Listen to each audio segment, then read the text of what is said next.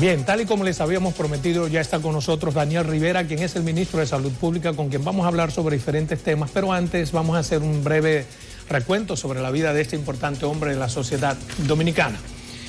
Daniel Rivera es egresado de la Pontificia Universidad Católica Madre Maestra y una maestría en Medicina Interna en el Hospital Regional Universitario José María Cabral Ibáez, con una especialidad en terapia intensiva, así como maestría en gestión y planificación de centros de servicios y servicios asistenciales en el Hospital ABC, American British College de México, y una especialidad en gestión hospitalaria en Barcelona. Durante más de 30 años ha servido tanto en el sector público como en el privado, habiendo ocupado diversos cargos en la Pontificia Universidad Católica Madre Maestra, incluyendo director de la carrera de medicina en 3 ocasiones. Ha ocupado la dirección del Hospital Regional Universitario Cabral Ibáez, socio fundador de la Clínica Unión Médica del Norte. Además de ejercer la medicina en este centro, el doctor Rivera ha desempeñado funciones administrativas como la de vicepresidente y director. Para mí un inmenso placer tenerlo aquí en su programa Verdades al Aire. Bueno, gracias Adolfo por esta invitación que para mí es un gran orgullo poder participar, porque los que estamos del otro lado de las cámaras, allá viendo la televisión, pues te vemos y entonces queríamos participar y me siento muy a gusto de estar contigo acá. Para mí también un inmenso placer, sobre todo por su repertorio. Le conozco de referencia y es maravilloso tener a alguien con sus cualidades. Mire, pero para comenzar inmediato me gustaría, ya usted tiene un tiempito como ministro de Salud, ¿cuáles son los principales escollos que ha encontrado y cuál es su perspectiva? Bien, lo más importante era, venía la vacuna, los insumos necesarios, ya el proceso del tratamiento ya estaba discutido, los protocolos ya estaban discutidos, pero el virus no se cura con medicina, con antibióticos o con los medicamentos que se estaban usando. La clave era la vacunación.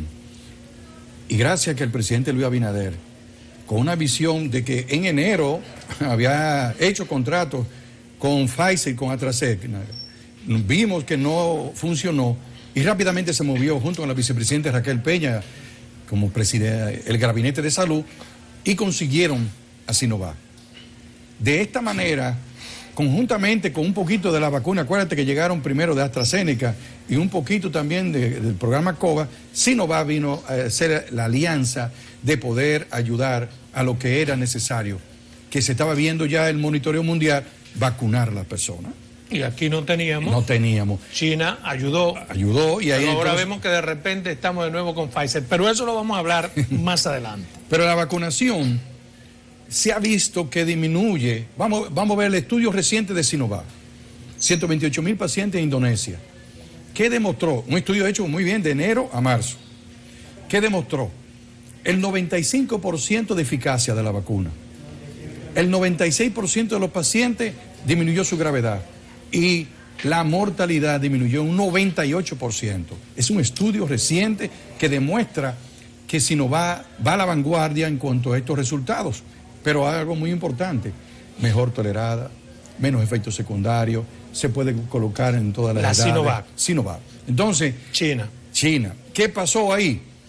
Y gracias a esa precisión y decisión del presidente, más la gestión del Gabinete de Salud presidido por la vicepresidenta, rápidamente estos negocios se hacen a la 1, a las 3 de la mañana para poder conectar. La diplomacia, el embajador chino, hay que agradecerlo eso. El embajador chino es más dominicano que nosotros, Adolfo. Se entregó el embajador Garavito en China, se entregaron, más este equipo que se llama el Centro Neurálgico. Pues todo eso logramos de que llegaran a estas primeras vacunas. Acuérdate que fue un acontecimiento en el país. Claro. Pero la gente pensaba, ¿y se queda ahí? No, de repente siguieron llegando y ya del grupo Sinovac van 2 millones y van a seguir llegando más vacunas de Sinovac. Entonces, ¿qué permitió? Que el presidente ahora, esta semana, ¿qué pasó? La meta era de 100,000 por día. El presidente dijo, no más. Y el miércoles llegamos a 160,000 vacunados.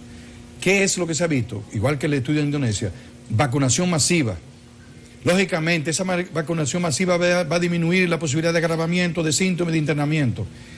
Pero Adolfo, lo más importante es lo que hemos dicho hace ya un mes y pico que tenemos acá, es la prevención. Yo te vacuno, que es prevención, pero la mascarilla, no hay negociación con la mascarilla. Le preguntaba algo en principio que, bueno, ha sido volado. ¿Cuáles son las metas que usted tiene como ministro de Salud? Las metas principales. La meta principal es la vacunación masiva. La vacunación. La vacunación es lo primero que hay que hacer. Se aperturó el proceso de vacunación, incluso ya sin edades. ¿Cuántas personas tenemos vacunadas al día de hoy? Al día de hoy han recibido dosis 3 millones en total y 850.000 de eso son de segunda dosis. Hemos completado la meta de, si tú sumas 100.000 y pico por día, a hoy domingo, ¿qué ha pasado? Nos hemos llegado a casi 1 millón más de vacunados, gracias a la gente también. O sea, nuestro presidente coloca la vacuna, el ministerio hace la operación, el centro neurálgico hace la distribución en todo el país. Pues necesitamos a la gente. ¿Cuál es la meta en total, según los datos de ustedes? La meta total es llegar a vacunar de aquí a agosto a esos 8 millones de habitantes. 8. ¿Para qué? Somos más. Sí, pero ¿qué sucede?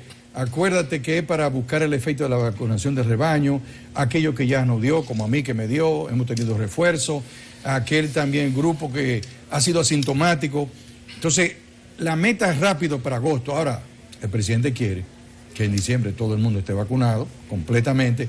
Y algo muy importante, estamos comprando el refuerzo.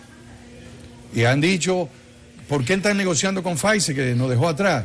Bueno, se necesitan vacunas.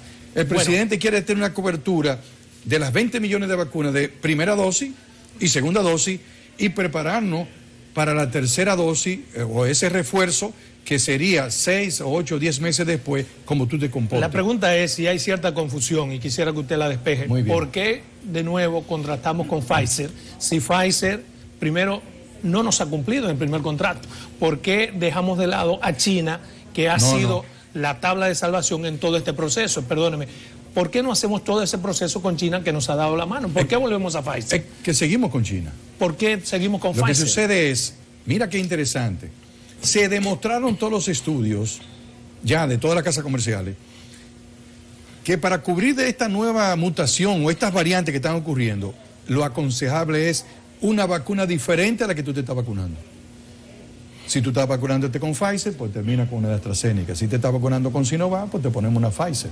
Es decir, que la variedad de colocarse vacuna diferente favorece la respuesta inmunológica tuya de la mayor crecimiento de anticuerpos y para cubrir la variante. Y por eso estamos negociando con Pfizer, que es lo que me interesa. Sí, estamos negociando y además hay una actitud de ellos diferente.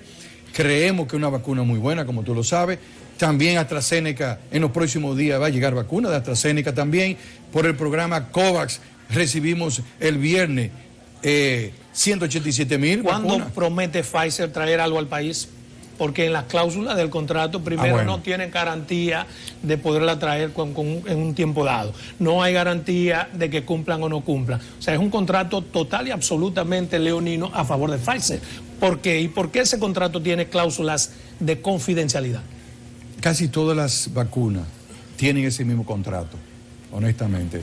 AstraZeneca lo tiene, Pfizer lo tiene.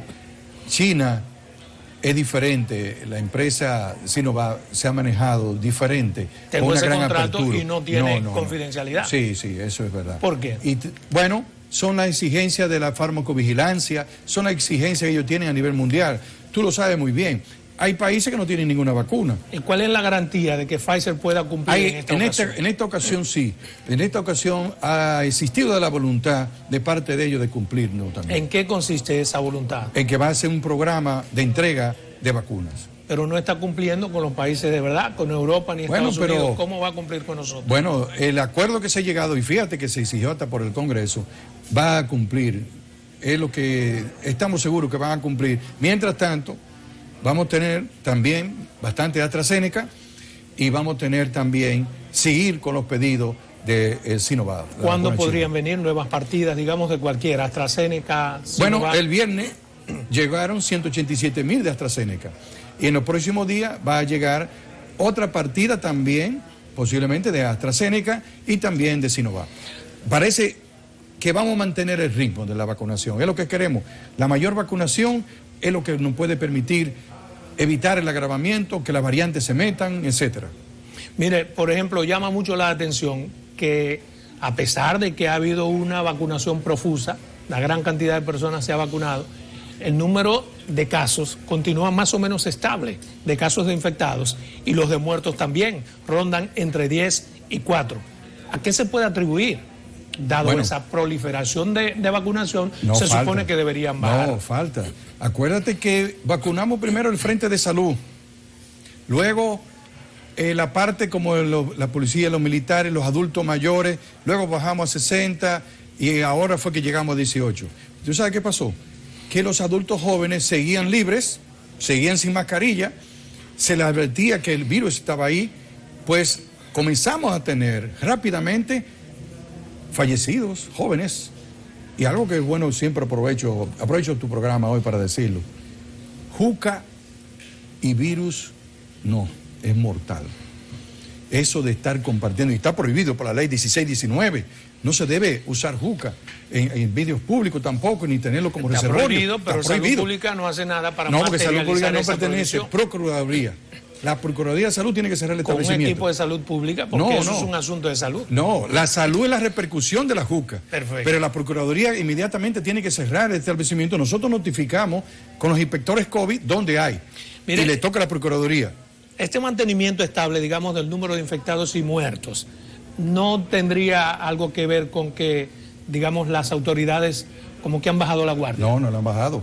Porque al contrario, usted ha visto la cantidad de puestos de control que tenemos hasta abiertos en todas las provincias. No, en vacunación se ha aumentado. No, yo digo la toma de muestras también. Y la toma de muestras. Sin embargo, usted va a cualquier lugar público, lo hacemos. A los centros de bebida y es increíble lo que hay. Se cierran. Pero Bueno, porque juntos tenemos unos 400 inspectores de COVID para todo el país.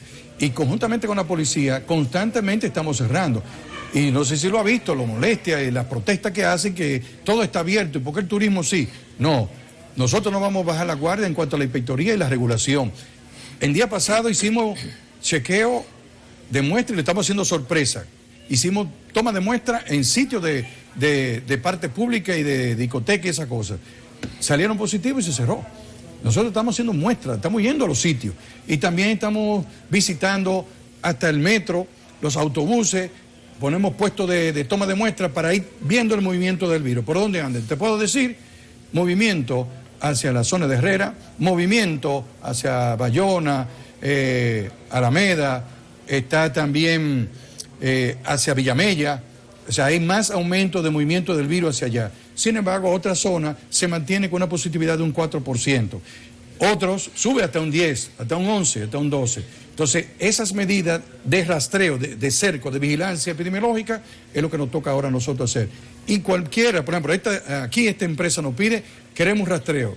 Gratuitamente venimos y hacemos rastreo. Y eso es importante que lo hagan, para detectar quiénes son, los que andamos detrás de cuáles son. Aquellos que son positivos, asintomáticos. Ahí que está el peligro. Positivos, asintomáticos. Entonces, esos que se están moviendo, son los que me llevan la enfermedad a una persona obesa, diabética, hipertensa o que tenga una enfermedad inmunocomprometida. Hay algo que preocupa también, es el número de las unidades de cuidados intensivos que ha ido aumentando. Sí, eso es serio. ¿Le preocupa? Claro que sí. ¿A qué atribuye usted? Le atribuyo a que los pacientes están llegando muy tarde, lo primero.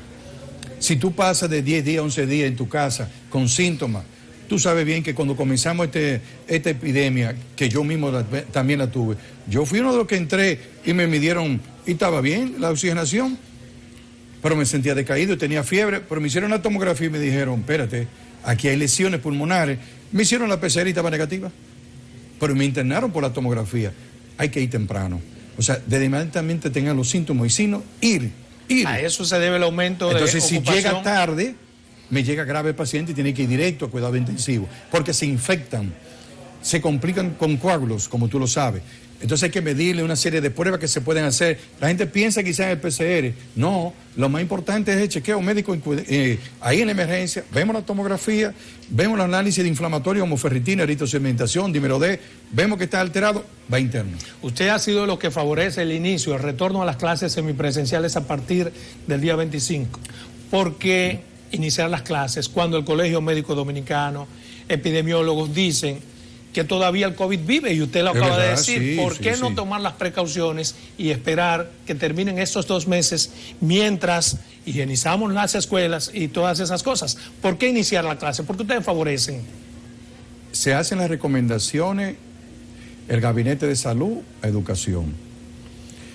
El escenario de una escuela con los papás vacunados ahora mismo y los profesores vacunados, el distanciamiento y la higiene de la escuela, que es en horario matutino incluso, aire libre. ¿Y quién va a recreo. mantener ese distanciamiento entre los Los muchachos? profesores están ahí. Los profesores no, los profesores no nos ayudan. Bueno, La idea es, controlar esos muchachos. piensa, háblate con un jovencito de 7, 8, 9 años, habla con ellos a ver qué tú opinas. ¿Qué te van a decir ellos? Ellos se reúnen en la tarde con los amiguitos.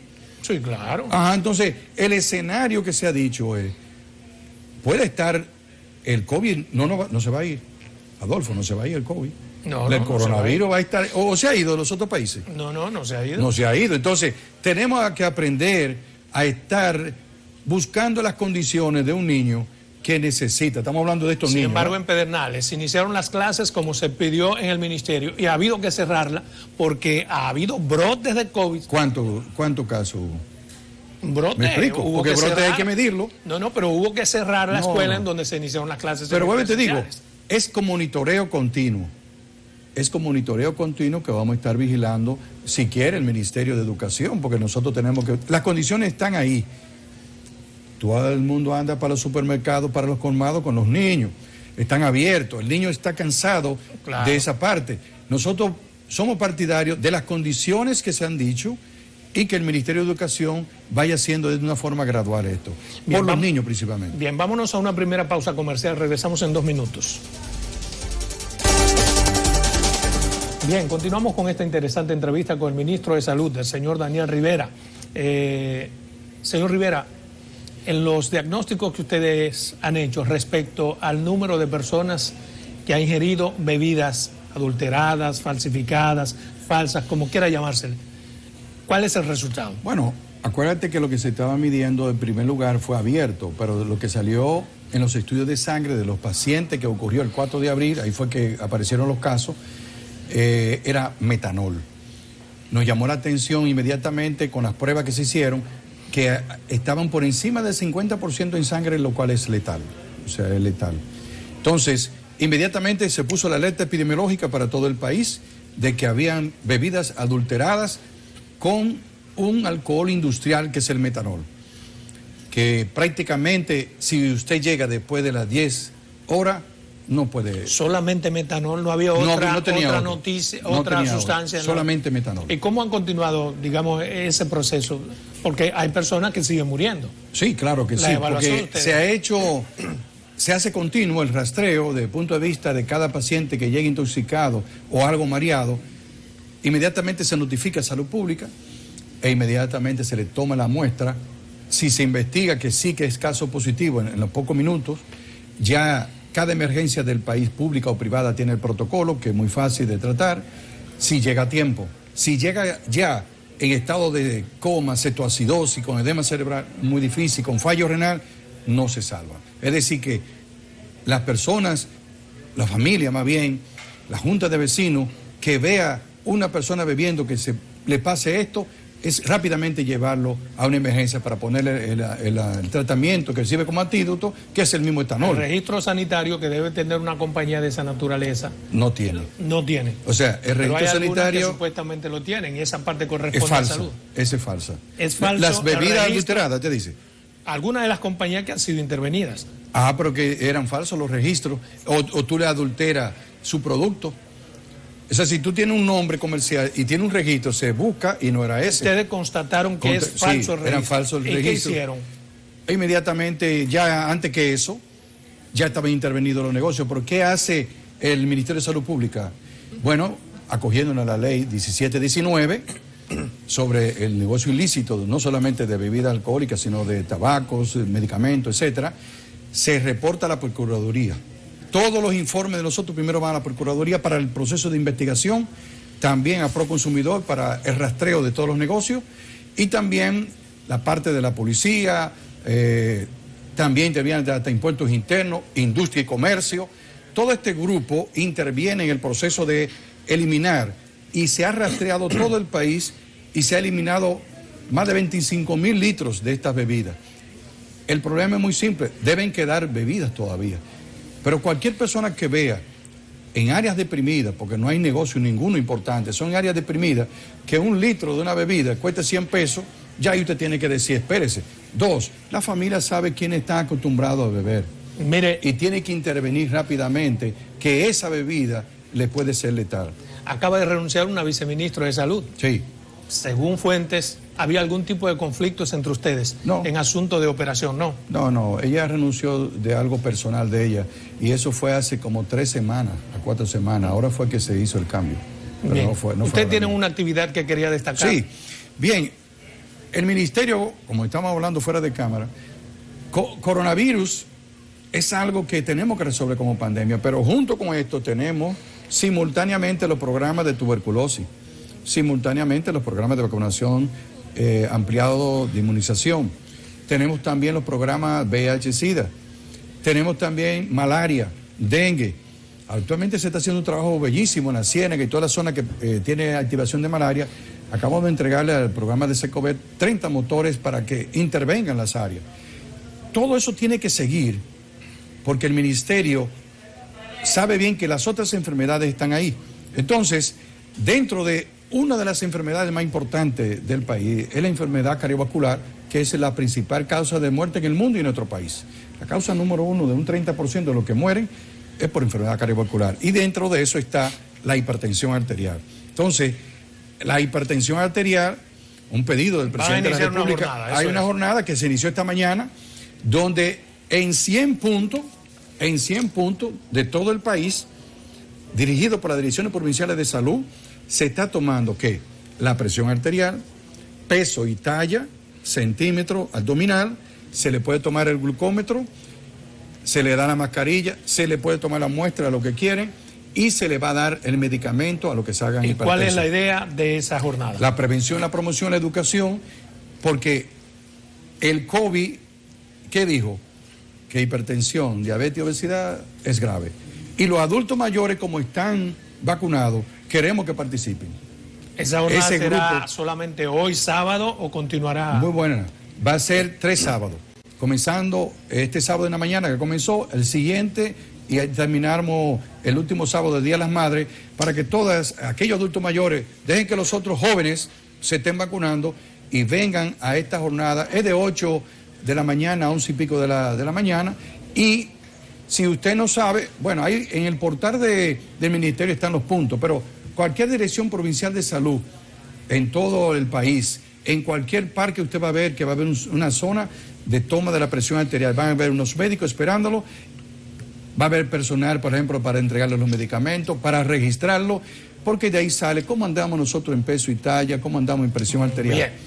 Entonces, lo que le iba a decir es que aquí en la capital, lo pudieron ver hoy, en plazas y sitios abiertos van a estar en esta zona para que el que quiera se tome la presión arterial. Muy bien, importante esa jornada. Mire, quisiera preguntar, pasando a otro tema, hay un conflicto entre el Colegio Médico Dominicano y las ARS. ¿Cuál es la posición, cuál es la valoración del Ministerio de Salud respecto a ese? Yo creo que tú sabes que en tiempo de COVID el Colegio Médico tiene que entender que hay que sentarse en la mesa de negociación. Tú sabes que esto se lleva al Consejo Nacional de la Seguridad Social, ahí que trabajamos todos los organismos. Acuérdate que no solamente el Ministerio, está el Ministerio de Trabajo que lo preside, pero está también la CISARRIL, entonces las ARS, está también el caso del Colegio Médico, la sociedad especializada. Tenemos que sentarnos a discutir ahí cuál sería la mejor solución para que no se afecte a los pacientes. Pero van a discutir algo que se supone está establecido en la ley y que durante años no han cumplido las ARS. ¿No le parece un poco cuesta arriba? Tienen que sentarse a discutir porque nosotros tenemos un poco tiempo en el gobierno, hemos estado invirtiendo, por ejemplo, en todo lo que se requiere en cuanto a salud. Pero en cuanto a eso tenemos que sentarnos a discutir. Acuérdate que hubo un desempleo importante. Recuérdate que cuánto estaban sometidos por la ayuda del Estado. O sea, había una... Y sigue todavía viendo una estrechez. Entonces, si yo tengo que aumentar la per cápita, esa cápita se va a afectar, me imagino. Entonces hay que ver el equilibrio y tenemos que discutirlo. Pero el reclamo que hace el Colegio Médico per se, ¿usted cree que tiene sentido? siempre hemos estado de acuerdo en la mejoría del salario médico dentro del concepto de las ARS. Y la ley lo manda. Porque el presidente, ¿qué hizo? Le aumentó los salarios en junio. En junio, el 30% de los médicos va a tener su salario aumentado. También a la enfermera se le va a ajustar. Sí, pero eso es una cosa el salario y otra cosa es lo que están peleando con las ARS. Lo que le quiero decir es que el Estado entiende que había que hacerle un justo reclamo y se le hizo. Pero en este caso con las ARS, ¿es justo el reclamo del Colegio Médico? Te he dicho que hay que ajustarlo en base a la cápita que se está discutiendo y ver qué posibilidades, hasta dónde podemos subir. Pero ¿quiénes? Todos juntos en la mesa. Todos. O sea, el médico, la sociedad especializada, tiene razón cuando dice que quieren un reclamo de tiempo. Hay que ajustárselo. Entonces, pero tiene que ser en base al equilibrio financiero. No puede ser como el caso de un aumento de producción. Debe ser tanto porque afecta a un sector que pertenece al régimen contributivo. Acuérdate que no es todo el sector que está ahí. Entonces, ese sector tiene que sentarse a negociar. El problema es que el único afectado siempre sigue siendo la población en esos conflictos. Entonces, por eso tenemos que buscar equilibrio. Hay que poner una mesa, ¿cuál derecho pesa más? ¿El derecho de los médicos a reclamar o el derecho de la gente a la salud? Ahí viene el equilibrio. Entonces, ahí es donde entiendo yo debe venir la supremacía o la prerrogativa del ministerio, que es el garante. El Ministerio de Trabajo, el Ministerio de Salud, la CISARRIL, todos los organismos tenemos que participar. Bien, respecto a eso mismo, hay personas que están buscando modificación a la ley 8701, porque esa conformación impide que en casos específicos el ministerio tenga cierta prerrogativa y los sectores privados tienen una capacidad de veto que impiden que se desarrollen algunas cosas que favorecen a las grandes mayorías. ¿Usted está de acuerdo con que hay que modificar esa 8701? El gobierno está de acuerdo con la revisión de la ley porque ya tiene 20 años y es correcto. Cada 10 años debe revisarse la ley de seguridad social. Nosotros, todo el organismo de la parte que tiene que ver con la reforma de la ley, estamos haciendo una mesa de trabajo y llevaremos una propuesta conjunta entre todos.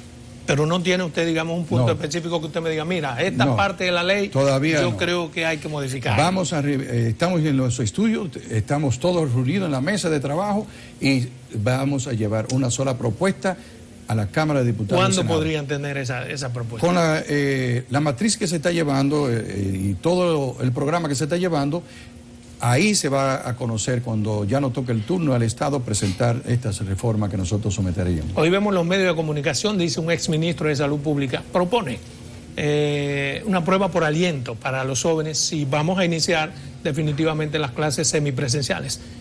Que le hagan las pruebas por aliento, que podría detectarse. ¿Usted cree que tiene algún sentido? Nosotros tenemos pruebas de aliento, la estamos utilizando en los aeropuertos. La diferencia de la prueba de aliento es que la sensibilidad no es tanta como por ejemplo, el antígeno. Nosotros tenemos el antígeno que puede llegar hasta un 98%, 95%. Tiene un precio más bajo que la de aliento. ¿Usted sabe cuánto cuesta la de aliento? Cuesta 700 pesos. Y la de antígeno cuesta 230 pesos al Estado. Entonces, si quieren, podemos hacer el antígeno también. O sea, pero no podemos hacerle a todo. Vamos a suponer lo que se hace en pruebas aleatorias, y es lo que propone, estoy seguro, es las pruebas aleatorias con la prueba de aliento para detectarlo. Recuérdate que todavía a estos niños la vacunación se está permitiendo, vamos a suponer, algunos países han bajado a 12 años, pero regularmente nosotros tenemos el programa de 18 años, que es donde más puede haber el riesgo. En conclusión, lo que pasa en la parte educativa es bien los profesores, bien los padres, y constantemente vamos a estar haciéndole el rastreo. ¿Qué se propone para que entiendan? Hacerle al inicio, cuando ya el ministerio diga, vamos a iniciar estos municipios, a esos grupos que se van a abrir, le vamos a hacer la PCR a los profesores incluso. O sea, se le puede hacer su prueba de antígeno o de PCR antes de comenzar, a pesar de que están vacunados, pero eso lo harían. Mire, uno de los principales proyectos que tenía este gobierno al inicio era la proliferación, el aumento de los centros de atención primaria como forma de evitar enfermedades. Correcto, sí. ¿Qué se ha hecho? ¿Se ha detenido ese proceso? No, se sigue haciendo, se están visitando cada una de las UNAT. Hemos hecho una evaluación de los centros diagnósticos que tú conocías de atención primaria. Lamentablemente, más del 63% tienen los equipos paralizados. Lo encontramos así. Bueno, equipos de rayo X que tienen 4 años parados, nuevos. ¿Pero y por qué? Porque el software no fue instalado, no se fue actualizado, y entonces nosotros tenemos un levantamiento que así fue que lo encontramos. El caso, por ejemplo, de los equipos odontológicos, la gran mayoría no están funcionando. ¿Y qué vamos a hacer entonces con esos equipos? ¿Quién es responsable? El primer lugar fue responsable de los que lo instalaron, hicieron la construcción antes de nosotros llegar. Pero ¿qué sucede? Que muchas de estas empresas ni existen ya. Entonces, de las que instalaron los equipos. Sí, no existen. De las responsables de los software. No existen. Así. Entonces, toda esa inversión que tenemos esa inversión ahí, posiblemente se va a perder. ¿Se va a perder? Sí, porque tú tienes que tener cientos de millones de pesos se va a perder. Se van a perder. Y otra cosa. No es más fácil buscar, perdóneme porque eso es grave, buscar quién instale un software. Sí, pero lo podemos buscar, pero acuérdate que el equipo de Rayo X es el que instaló el equipo de Rayo X. Porque no son de lo que tienen los otros sitios aquí. Vinieron muchos equipos que eran nuevos y ahí se quedaron. Pero tú sabes muy bien lo que pasó en el Hospital General de Santo Domingo Este. Tiene 10 años cerrado y los equipos están cerrados, encajados, y eso no sirve. Pero entonces, ¿qué vamos a hacer? Pero te estoy diciendo, no sirve. Reclama a quien lo dejó cerrado. Reclama nosotros, ¿por qué dejaron eso del dinero del pueblo ahí tirado? ¿No te duele eso? Sí, me duele, pero entonces, si yo fuera ministro de Salud, lo que yo hago es se ha hecho la justicia a esos responsables. En primer lugar, le toca al Servicio Nacional de Salud, que lo está haciendo. Tú no sabes que hay hospitales que no se pueden entrar porque tienen todavía contratos legales del anterior gobierno. No se puede. O sea, tú tienes que romper ese contrato para seguir mejorando las condiciones. Entonces, como dice el presidente Luis Abinader, tenemos 9 meses, pero también tenemos 9 meses en muchas zonas amarradas. ¿Y cómo vamos a romper ese esquema? ¿Qué se está haciendo para lograr? Se está buscando hacer algunos cambios a nivel del Congreso para poder interrumpir los contratos anteriores. Hay que romper con esos contratos para poderlos terminar, porque se pueden terminar. Pero ¿qué sucede? En algunos casos se ha conseguido y en esos casos se ha ido reparando las emergencias, se han ido terminando hospitales como el de Bonao, dependiendo del contratista. Entonces, cuando dicen llave en mano, ¿tú sabes lo que es? Sí, yo termino y... ¿Y por qué tú compras los equipos primero médicos sin antes construir? Wow. Vámonos a una segunda pausa comercial. Está súper interesante este conversatorio, entrevista con el ministro de Salud, Daniel Rivera. 2 minutos. Bien, continuamos en esta interesante entrevista. Doctor, hay un tema que a mí me interesa, porque soy de la línea, soy fronterizo, soy de Pedernales. ¿Por qué no es posible que a las provincias, a la frontera, tengamos médicos como las demás provincias? Excelente. Digamos, en todas las especialidades. ¿Por qué es tan difícil? Sí, te lo voy a vincular a la atención primaria, que no terminamos la idea, que el presidente Luis Abinader, el Ministerio y el Servicio Nacional estamos evaluando todas las unidades de atención básico, digitalización de esta UNA. Sí, pero ¿por qué, por ejemplo, en Pedernales no puede haber un cardiólogo, un epidemiólogo, de todo? La gente mía se muere en el camino, en el trayecto de Pedernales a Barahona, porque no hay un especialista. Entonces tú tienes que entender que es el especialista que tiene que ir. Tiene que ir a vivir allá. El ministerio tiene que contratarlo para eso. Con mucho gusto lo contrataría. Pero ¿cuál es el detalle? El Servicio Nacional de Salud tiene la vacante ahí disponible, pero el médico especialista no quiere ir a esas áreas distantes. ¿Por qué no quiere ir? Porque ellos dicen, en primer lugar, no es tanto por lo que le van a pagar, es el entorno total para el desarrollo social de ellos. Por ejemplo, la universidad, la escuela de los hijos, ese es el entorno. Entonces lo que se hace en muchos países es garantizar un segundo nivel y un tercer nivel de referencia, para que nosotros podamos tener en esas poblaciones garantía por lo menos de lunes a viernes, y que el médico de familia y el médico general tengan la capacidad suficiente, resolutiva, para poder contrarreferir en los momentos que se necesita. Bien, no quieren ir y no lo podemos obligar, pero es una responsabilidad del Estado Garantía de Salud. ¿Qué vamos a hacer para conjurar ese problema? Le seguimos ofreciendo incentivos a la distancia, eso se le está ofreciendo. Ahora estamos ofreciendo que los pasantes y los médicos generales puedan volver a la atención primaria, como con mejor incentivo, el plan de becas, ofrecer la alternativa. Por ejemplo, en Pedernales hay un proyecto hermosísimo de vivienda para los médicos que tiene 15 años paralizado. Y yo entiendo Creo al médico sí. que para ir a Pedernales, bueno, hay que garantizarle vivienda, garantizarle la colegiatura de sus hijos, todo. Igual, ¿por qué no terminan ese proyecto que está ahí? ¿Por qué no lo terminaron ellos? No, está bien. Bueno, digo yo no puedo regurgitar sobre el pasado. porque tengo que regurgitar. No, el contrato que tiene esos 15 años hay que ver si está ya liberado. Okay. Porque no hemos comprado ya en la parte de vivienda muchas cosas que están ahí abandonadas, pero es el contrato y te quieren cobrar mucho. Por ejemplo, el subcentro de Esperanza, de ahí que no tiene, está al lado, quieren cobrar 120 millones, pero si tú lo ves, tú no le das 20 millones siquiera. Entonces ahí viene el conflicto del contrato que tiene. Entonces, a partir de eso nos fuñimos los de Pedernales esperando médicos por ahora. Hay que saber buscar los incentivos a ellos. Y yo estoy de acuerdo contigo, Adolfo, de que se le ponga las condiciones necesarias y que su parte de su salario, como hemos quedado, que sea bien, que se le pueda conseguir vivienda, pero yo no puedo, en el estado de libre derecho del ejercicio, obligarlo allá. Sí, nosotros pero podemos, yo sí sé, hay algo que ponerle condiciones. En lo que usted está obligado, como ministro de Salud. ¿Cómo es posible que en Pedernales no haya una ambulancia? Una ambulancia. Sí, sí. Eso es obligación suya, de Luis también. El presidente Luis Abinader, en todas las provincias, en todos los municipios, la primera petición es una ambulancia. ¿Cuándo tendremos una? Entonces, ¿cuándo le digo yo a mi gente, mire señores? Pronto el presidente, estamos ya en conversaciones con una red de ambulancias que se llamará Ambulancias Comunitarias, no 911. Son ambulancias que necesitan para referencia y contrarreferencia, para sacar un paciente ambulancias enfermo, que estén allá, fijo. Luis la prometió durante la campaña incluso. Y ya están en los estudios del presupuesto y con quién se va a conocer el financiamiento y le vamos a entregar. Porque mira, lo más importante es que esas UNA que están ahí, pues puedan tener esa ambulancia, vamos a suponer por 3 o 4 UNA, que sirva de circulación, de referir o contrarreferir, para que puedan ellos entonces no tener la exigencia. Bueno, yo tengo que tener un cardiólogo en tal sitio que nada más viven 500 habitantes. No, puedo obtener que la ambulancia me recoja a ese paciente y lo lleve al próximo hospital de área que pueda ser rápidamente atendido. Por ahí que va la cosa. Pero sí, el presidente Luis Abinader va a llenar de ambulancia comunitaria en todos los municipios para dar ese servicio. Pero no sabemos cuándo todavía. No, todavía tenemos. Tú sabes cómo está esto de la compra y contratación, el tiempo que se lleva, en eso estamos. Mire, la primera prueba que usted tuvo al llegar como ministro de Salud fue solucionar un impasse que había con el Colegio Médico por la cancelación de algunos médicos. Usted llegó sin mucha bulla y lo resolvió. También era por la parte del salario. ¿Esas cancelaciones eran justas o injustas?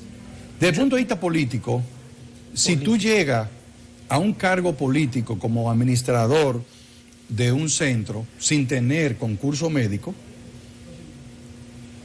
tú cuando termines ese estado, tú debes salir de esa parte administrativa. Si yo, el caso mío, fui director de Cabral Ibáez, pues yo regresé a mi cargo de internista intensivista en el Cabral Ibáez. Desde el punto de vista político, o sea, que político quiere decir que una gestión política que tú estás haciendo administrativa, se supone que ahí viene que todo ese staff, es como que yo dejara los viceministros que estaban en el gobierno anterior. Déjenlo, ¿qué dice ahí? No, porque es una función administrativa. Sí, exacto. Entonces, en negociación con el Colegio Médico, se evaluó el tiempo que tenían y se le consideró que podían entonces trabajar como médicos generales en la parte COVID. O sea, ¿no se les canceló? No, no se les canceló. Se les buscó otra alternativa médica, no administrativa. O sea, porque entonces las cancelaciones no tenían sentido, eran injustificadas. Es que estaba establecido, porque cuando ellos llegaron al poder se llevaron todo lo de nosotros, entonces tú dirás, pues persecución. No, no es persecución. Perfecto. Porque era administrativo. Perfecto. Pero era administrativo. Entonces ahí es donde yo quiero caer. Antes se podía y no pasaba nada. ¿Por qué hubo que reponer a esos? Pregúntale al Colegio Médico. No, usted que es el ministro. No, el ministro no, el Colegio Médico. Sí, pero digo, usted fue que... No, porque quien pidió fue el ministro que lo regresaron al Colegio Médico. No, pero usted fue que negoció que yo volviera. El Colegio Médico lo pidió. No se impuso. No se impuso. Oh, pero sí, estamos en una pandemia. Ok. Negociamos. Por la razón que sea. Se contrataron esos médicos. Me da vergüenza por ellos. ¿Por qué? Porque eran directivos directos del gobierno anterior. Pero no importa que sean directivos. Pero no eran directivos. No. Eran directivos del gobierno anterior. Usted debe de irse. Administrativo, estoy hablando. A mí me da vergüenza por el Estado, que aún sabiendo que es directivo los mantiene entonces, por presiones del colegio médico. No, no es presiones. La negociación era, estamos en una pandemia, ¿sí o no? Sí, claro. Entonces no podemos entrar en hambre, una hambre que había, ¿no? ¿Sí o no? Entonces no.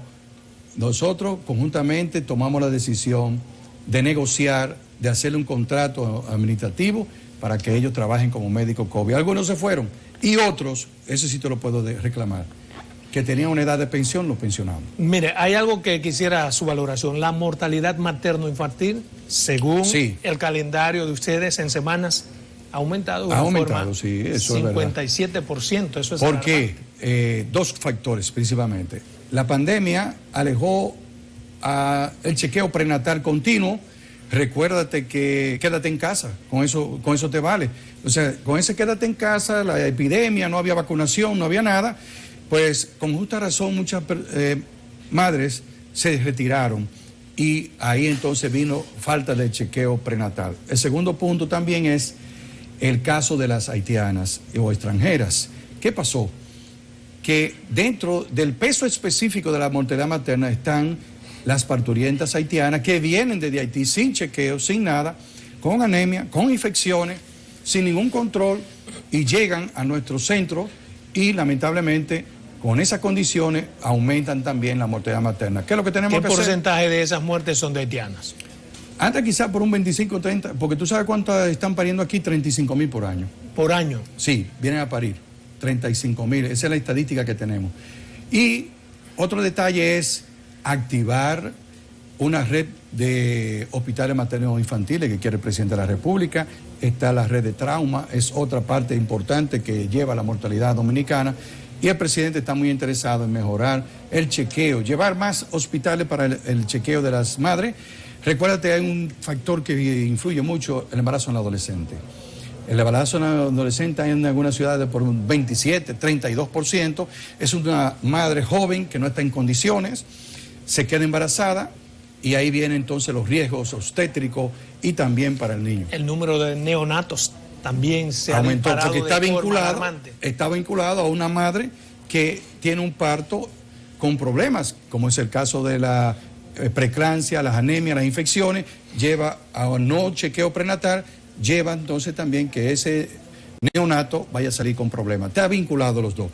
Si hay un chequeo prenatal, peso, talla, presión arterial, vigilar sus vitaminas, que son muy importantes, su chequeo nutricional, pues esas madres pues tendrían mejor condición. Vemos cómo va el niño evolucionando, si está en buenas condiciones, el chequeo sonográfico que hay que hacerle a ese producto, etcétera, etcétera. Mire, aunque los medios han hecho un poco de silencio respecto a los casos de difteria, siguen aumentando. No. Falso. ¿No? Está controlado. ¿Está controlado? Está controlado porque ya se vacunó toda la población. ¿Dónde fue el brote? En Yamasá, que no se habían vacunado, tenían una baja vacunación de un 65, 70%, teníamos que llevarlo a 95%. ¿Qué pasó? Las madres también se alejaron de los centros de vacunación. ¿Qué hicimos? Ir allá y vacunarlo. Y de eso, yo sé que tú vas a defender esa parte de lo anteriores, de eso que hace un niño. Bueno, porque hay niños de 8 y 9 años que no pertenecían a la gestión. Solamente a esta gestión, en la época de pandemia. En la época de pandemia. Yo voy a defender a los anteriores. Sí, sí, porque tú siempre me dices, ¿qué hice usted con los de 5 años y 7 años? No, yo que pertenecía, que había que vacunarlo antes. Pero yo nunca le he hecho esa pregunta. Sí, ahorita comienza. No. Para antes que me lo diga, te la dije. Ok. Ahí sí ¿Qué hizo usted? Entender, ¿Qué hizo usted? Exacto. Ah, bueno, lo mismo es. Esos niños había que vacunarlos. Exacto. A los 7, 8, no. Cuando tú naces, a los 2, a los 4, 6 meses hay que vacunarte. No podemos acusar el año pasado por la pandemia. La pandemia alejó a todo el mundo. Quédate en casa, todo el mundo con miedo, nadie participaba. ¿Qué hicimos? Lo que hay que hacer, no buscar tanto el culpable, vacunar toda la población. Es bueno que las madres lo sepan, están los centros ahí abiertos, vacunarse. Es gratuito, hay bastante vacuna y de esa manera prácticamente hay casos sospechosos que si tú tienes un dolor de garganta, se te toma la muestra y han salido negativos. Mira, una de las cosas que siempre, tradicionalmente, yo que tengo por lo menos 15 años cubriendo área de salud, se le critica a salud pública es el establecimiento de los protocolos antes de que comiencen los ciclos. Es decir, pronto va a comenzar la época de dengue. ¿por qué no comenzar antes con aquello de cloro untado, tanque tapado? Ya te dije anteriormente, al inicio de la entrevista, que habíamos hecho ya los estudios, por ejemplo, de seguir con el programa de malaria. Perfecto. Ahí le entregamos 30 motores. Hay que estar vigilando la ciénaga, vigilando la parte de la línea para que no se alquile. Todo eso es preventivo. Eso es preventivo. Ese programa, como te dije ahorita, se está llevando. Estoy de acuerdo con la parte del dengue. Se está trabajando la descacharización, la fumigación, porque a la vez que fumigo me llevo el Aedes aegypti, que es el del dengue, y el anófiles, que es también de malaria. Hay puntos focales que nosotros tenemos que caerle arriba. El caso, por ejemplo, de tener cuidado que no se descuiden los pacientes con tuberculosis. Hay algo que quizás no se menciona mucho por esta parte de Santo Domingo, que la leptospirosis en las zonas arroceras, en las zonas agrícolas, se está haciendo el programa de raticida para que no ocurra, y de esa manera disminuyen la posibilidad de que tomen una leptospirosis los agricultores. Es decir, que todos estos programas, estoy de acuerdo 100% contigo, igual que la jornada de hipertensión, viene una jornada para noviembre del caso, por ejemplo, de glucómetros y azúcar para hacer una jornada nacional. Hay mucha gente que anda con la glicemia alta y no lo sabe. Es decir, que nosotros estamos de acuerdo con tu posición de que tenemos que seguir con todos los programas antes de que llegue. Y este verano tiene toda la razón en lo siguiente. Tiene 17 días más de calor y de verano que el año pasado, por lo cual hay que estar arriba, porque el dengue lo que le gusta es el calor. Claro. El dengue le gusta la ciudad y el calor para poder entonces producir. Estamos de acuerdo que hay que estar vigilantes. El dengue es endémico, la malaria es endémico. Todo esto es enfermedades que son endémicas, hay que estar en vigilancia epidemiológica continua.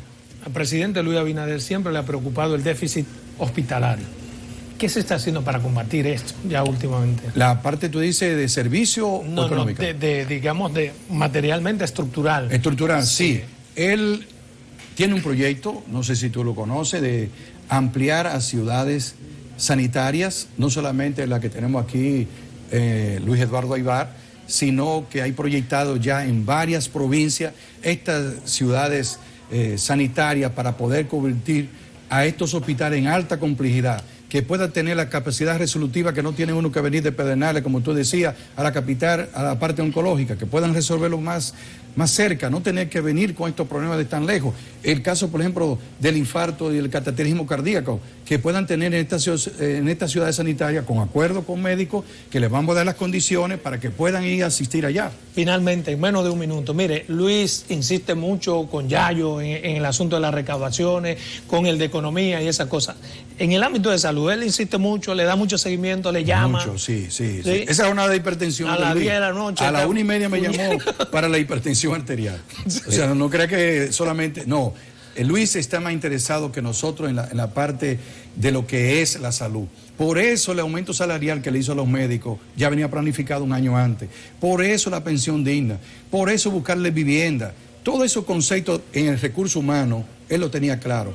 Pero también tenía muy claro que había que invertir en salud, porque él lo vivió, lo programó, lo planificó y quiere todo eso. Bien, para mí un inmenso placer tenerlo aquí en su programa Verdades al Aire. Me faltó tiempo porque hay muchas cosas en el tintero, pero ha sido maravilloso tenerlo aquí.